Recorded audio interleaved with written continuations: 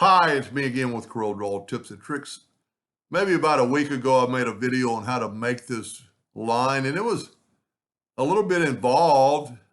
Then I thought, there's a better way. If you take your ellipse tool and pick the arc mode and put it to 270, hold down the control button, you got 90 degrees of an arc.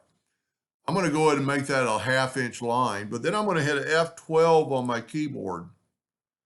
And F12 is going to bring up this, and I can go right here. I can make it an arrow. Now I'm going to go put OK. I can actually, this arrow is kind of like superimposed, as you can see. Let's make our line 1.5 inches wide. Select it all, go up to Object, and convert the outline to an object.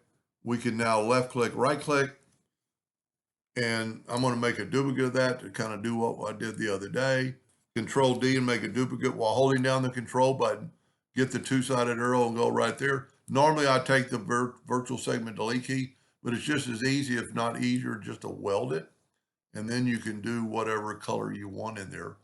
And the same like I did the other, and they're perfect.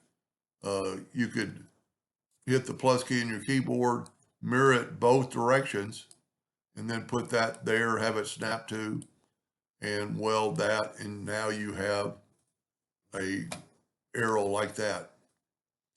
So a little bit different approach using the ellipse. The only thing I don't like about using this, you've got to go back, because then if you go here and go back, it'll go back. But if you stay on that, when you draw an arc, you'll have that. If you've never used this, you can draw a part of a pie.